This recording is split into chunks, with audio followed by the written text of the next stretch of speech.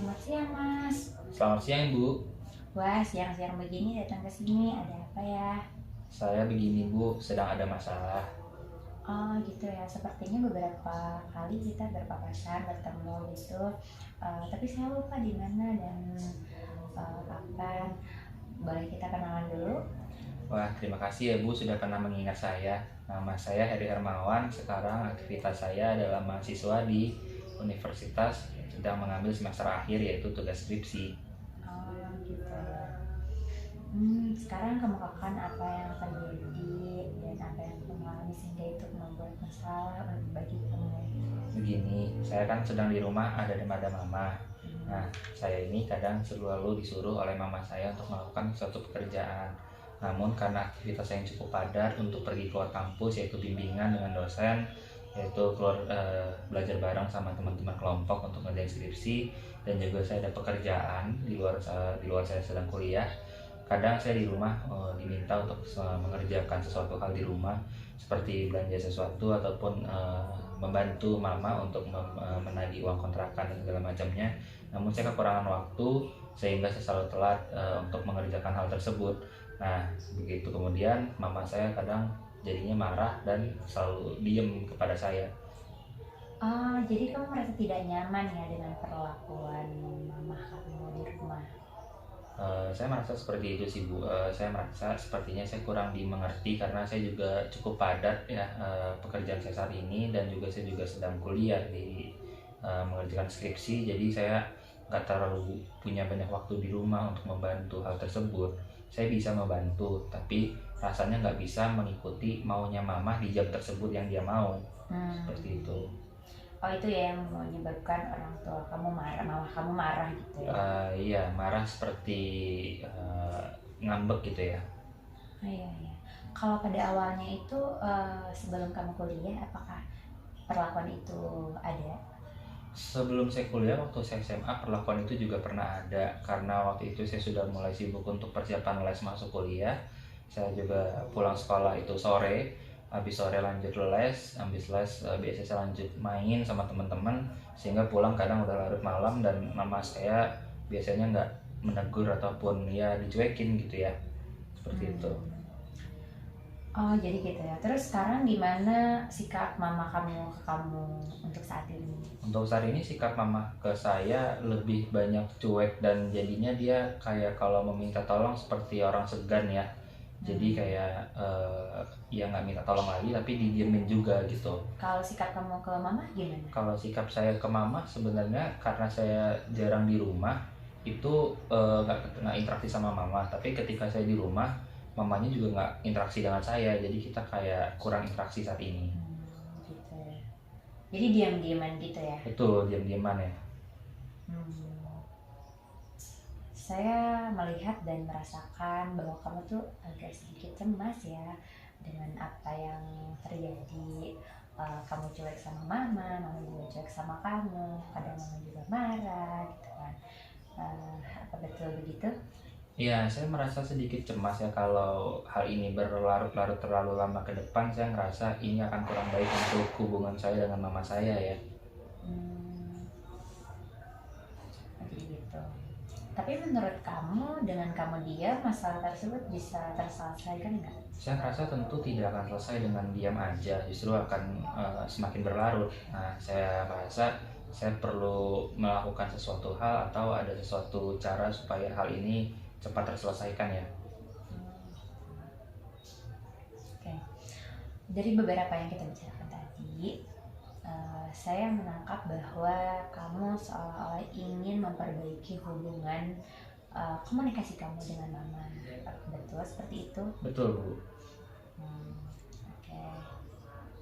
Tapi sampai saat ini kamu belum mencoba untuk bertindak atau membuka jalan komunikasi dengan mama.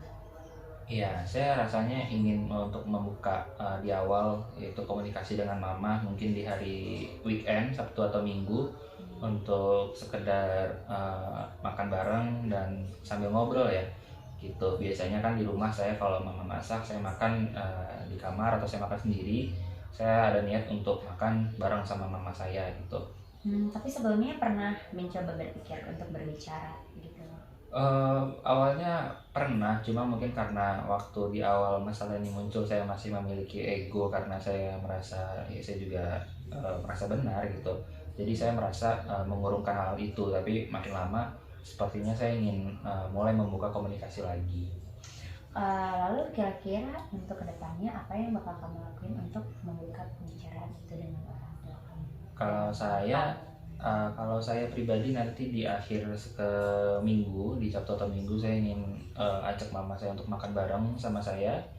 Kita masak bareng, lalu kita akan ngobrol tentang kondisi saya saat ini, seperti saya akan beritahu ya kondisi saya di jam ini, di hari ini, sampai di waktu itu sibuknya apa aja.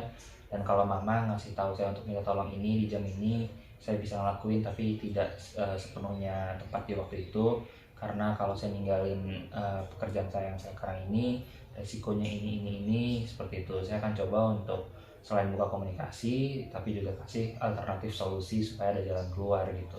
Gitu. Lalu menurutmu jika saling komunikasi terjalin ya antara kamu dengan mama kamu sudah baik, apakah itu bisa menyelesaikan masalah yang kamu alami sebelumnya?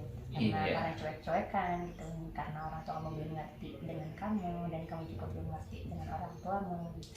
saya rasa tentu sangat bisa ya, karena kan kunci dari setiap permasalahan itu adalah komunikasi. Itu tujuannya untuk menyelesaikan kesalahpahaman ya, gitu ya. Hmm. Jadi saya ngerasa dengan adanya komunikasi dua arah, dua-duanya bisa ngalah dan saling tahu kondisi masing-masing gitu ya.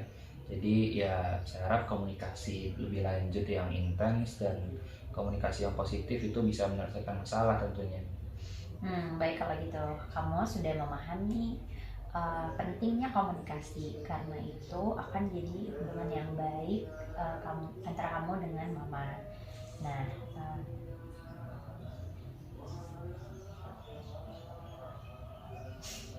jadi dari pembicaraan kita, dari pembicaraan kita tadi, kamu sudah merasa nyaman ya dengan ibu kamu kalau kamu udah uh, mengobrolkan ini dengan ibu kamu.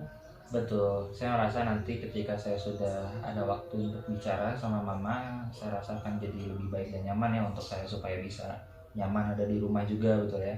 Gitu. Oke.